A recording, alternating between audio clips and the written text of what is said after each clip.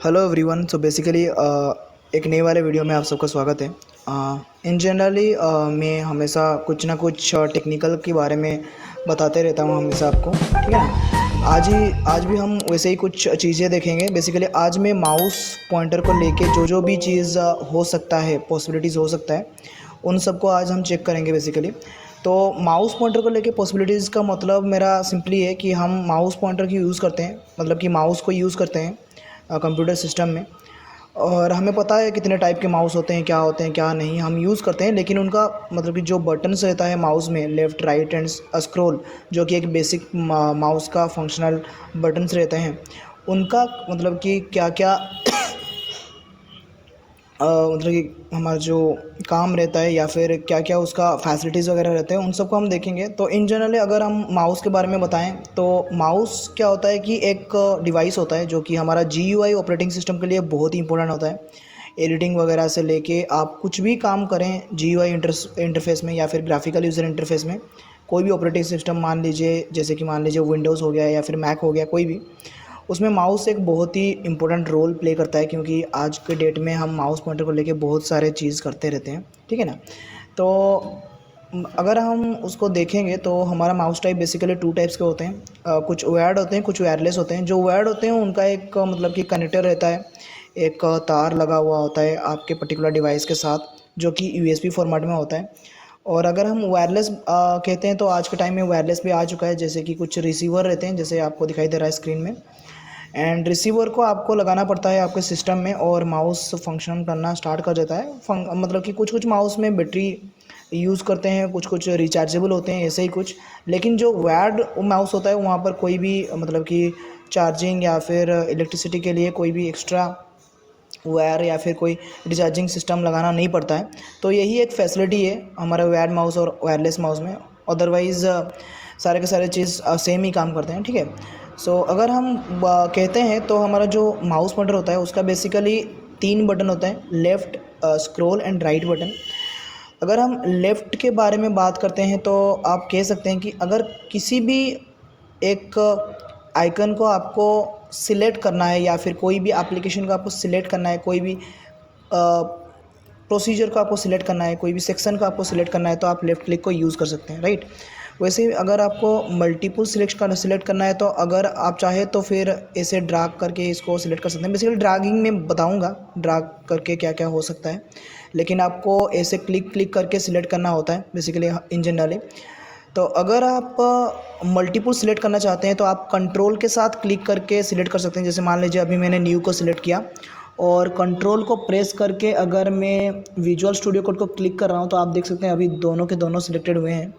तो कंट्रोल को यूज़ करके हम सिलेक्ट कर सकते हैं, जो कि लेफ़्ट क्लिक में ही होता है। दूसरा चीज़ हो गया हमारा डबल क्लिक। बेसिकली अगर डबल क्लिक का हम कहते हैं तो इन जनरली कोई भी एक फ़ोल्डर हो या एप्लीकेशन हो या कोई भी फाइल हो, कोई भी आइकन को अगर आप इनिशिएट करना चाहते हैं, दैट मीन्स वो जो आइकन से जुड़ा हुआ जो प्रोग्राम है बैक साइड में, उसको अगर आप इनिशिएट करना चाहते हैं तो आप डबल क्लिक का यूज़ कर सकते हैं। जैसे कि मान लीजिए इस वाले फ़ोल्डर को मैंने ओपन किया, या फिर मान लीजिए मैंने कुछ एप्लीकेशंस वगैरह को ओपन किया, तो जो भी मैं यहाँ पर क्लिक करूँगा वो पर्टिकुलर एप्लीकेशन जो हो या फिर जो आइकन है, उस आइकन का बिहेवियर इनिशिएट हो जाएगा। तो डबल क्लिक क्या करता है कि एक आइकन का बिहेवियर को इनिशिएट करता है और आप उससे काम कर सकते हैं कुछ भी। उसके साथ ही साथ लास्ट अगर हम देखें तो लेफ़्ट क्लिक के साथ ड्रैग भी बहुत सारे जगह में यूज़ होते हैं। बेसिकली डिफरेंट टाइप से आप ड्रैग को यूटिलाइज़ कर सकते हैं। मान लीजिए कि अगर आपका जो डेस्कटॉप है उसमें अगर आप अरेंजमेंट करना चाहते हैं, आइकन्स वगैरह को अरेंज करना चाहते हैं, दूसरे जगह में रखना चाहते हैं। जैसे मान लीजिए मैं चाहता हूँ कि लेफ़्ट साइड में मेरा सिर्फ सिस्टम आइकन हो और राइट साइड में मेरा दूसरे आइकन सब रहें, या फिर सिस्टम आइकन को मैं राइट साइड में लेना चाहता हूँ, तो इस तरीके से कंडीशन में आपको व्यू में जाके ऑटो अरेंज को ऑफ़ करना पड़ता है। और जिन जिन आइकन को आप लेना चाहते हैं आप उनको क्लिक करके ड्रैग करके ले जा सकते हैं कोई भी अदर साइड में, जो कि इजी हो जाता है काइंड ऑफ। एंड आप चाहे तो ऐसे कस्टमाइजेशन वगैरह डेस्कटॉप में कर सकते हैं। इसके साथ ही साथ ड्रैग का दूसरे भी मेथड्स वगैरह रहते हैं। जैसे कि मान लीजिए अगर आप एक फ़ोल्डर से दूसरे फ़ोल्डर में कुछ कॉपी वगैरह करना चाहते हैं या फिर मूव करना चाहते हैं, तो अगर आप क्लिक करके ड्रैग करके एक फ़ोल्डर से दूसरे फ़ोल्डर में लेते हैं तो वो बेसिकली मूव हो जाता है, ठीक है। जैसे कि आपके सामने अभी ये वाला सेक्शन मूव हो गया। वैसे ही अगर आप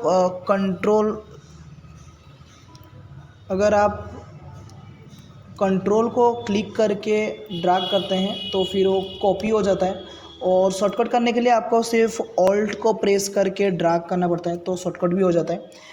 ऐसे ही कंट्रोल ऑल्ट या फिर शिफ्ट इनको यूज़ करके आप डिफरेंट डिफरेंट काइंड ऑफ काम कर सकते हैं, वगैरह वगैरह सब चीज़ कर सकते हैं माउस की ड्रैगिंग मेथड को यूज़ करके। उसके साथ ही साथ बोनस अगर आपको मैं बताऊं तो फिर कोई भी विंडो को अगर आप यूज़ कर रहे हैं तो लेफ़्ट क्लिक बहुत ही जगह में यूज़ होता है विंडो में। अगर हम ड्रैगिंग बोलें तो एक विंडो को आप अगर ड्रैग करके इसका जो टाइटल बार होता है उसको अगर क्लिक करके आप ड्रैग कर देते हैं ऊपर में, तो आप देख सकते हैं एक वेव आ रहा है, और वेव आने के बाद क्या होता है कि वो ऑटोमेटिकली मैक्सिमाइज हो जाता है, ठीक है ना। फिर से आप अगर ड्रैग करते हैं वो तो रिस्टोर भी हो जाता है। वैसे ही अगर आप टाइटल बार में डबल क्लिक करते हैं तो ये बड़ा हो जाता है, फिर छोटा हो जाता है। अगर आप लेफ़्ट का 50 में करना चाहते हैं तो फिर आपको टाइटल बार में क्लिक करके इसको लेफ़्ट में जाके चूज़ कर देना है, सिर्फ कॉर्नर में आपको सिलेक्ट करना है या फिर कॉर्नर में लेकर टच करना है और वो लेफ़्ट 50% हो जाएगा। उसी तरीके से अगर आप राइट में इसको टच करते हैं तो राइट 50% में हो जाएगा, ठीक है। और मिनिमाइज़ मैक्सिमाइज़ क्लोज तो आप जानते ही होंगे। जो मिनिमाइज़ मैक्सिमाइज़ क्लोज होता है वो बेसिकली राइट साइड में हमारा रहता है, लेकिन अगर कोई भी विंडो ऐसे आपका जो स्क्रीन से आउट हो गया है और मिनिमाइज़ मैक्सिमाइज़ क्लोज को क्लिक करना थोड़ा सा दिक्कत हो रहा है, तो आप चाहे तो लेफ़्ट साइड में जो कॉर्नर रहता है, कॉर्नर में जो आइकन दिखता है उस आइकन में क्लिक कर सकते हैं कोई भी विंडो का। बेसिकली यहाँ पर भी उस आइकन में भी different kind of options available रहते हैं, जैसे मूव हो गया, साइज़ हो गया, मिनिमाइज़ हो गया, मैक्सिमाइज़ हो गया, क्लोज हो गया, सारे के सारे रहते हैं। तो आप यहाँ से भी क्लिक करके काम कर सकते हैं, ठीक है। तो ये हो गया कुछ माउस के लेफ़्ट क्लिक का कुछ फीचर्स वगैरह जिनको आप यूज़ कर सकते हैं। अगर हम सेकेंडली जाते हैं तो हमारा स्क्रॉल हो गया। इन जनरली हमें पता है कि स्क्रॉल का काम होता है ऑफ से डाउन और डाउन से अप करना। लेकिन अगर कोई भी इंटरनेट में आप आर्टिकल को पढ़ रहे हैं, जैसे कि मान लीजिए मैंने अभी ये वाला जो आर्टिकल है मेरा मतलब कि ब्लॉग में, उसको अगर मैं पढ़ना चाहता हूँ, रीड करना चाहता हूँ कम्प्लीटली, तो मुझे स्क्रॉल करना पड़ रहा है बार बार। उसको ना करते हुए मैं क्या कर सकता हूँ, स्क्रॉल बटन को क्लिक करना है आपको, कोई भी एक पर्टिकुलर पोजीशन में आपको क्लिक करना है।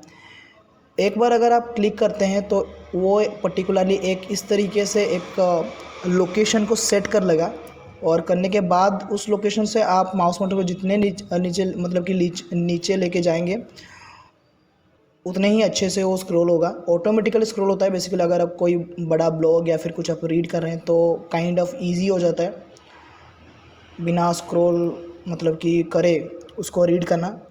और रीडिंग में मतलब कि अगर इंटरनेट में आपको ब्लॉग व्लॉग पढ़ना अच्छा लगता है तो आप काइंड ऑफ इसको यूज़ कर सकते हैं।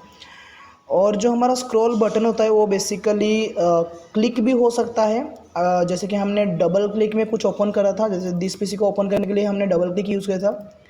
लेकिन अगर आप स्क्रॉल में भी क्लिक करते हैं तो भी वो डायरेक्टली ओपन हो जाता है। तो काइंड ऑफ स्क्रॉल बटन के हम कह सकते हैं कि स्क्रॉल बटन में एक्टिव भी हो जाता है कुछ भी हमारे जो विंडो वगैरह है उसको भी आप एक्टिव वगैरह कर सकते हैं। तो ये हो गया स्क्रॉल बटन को लेके।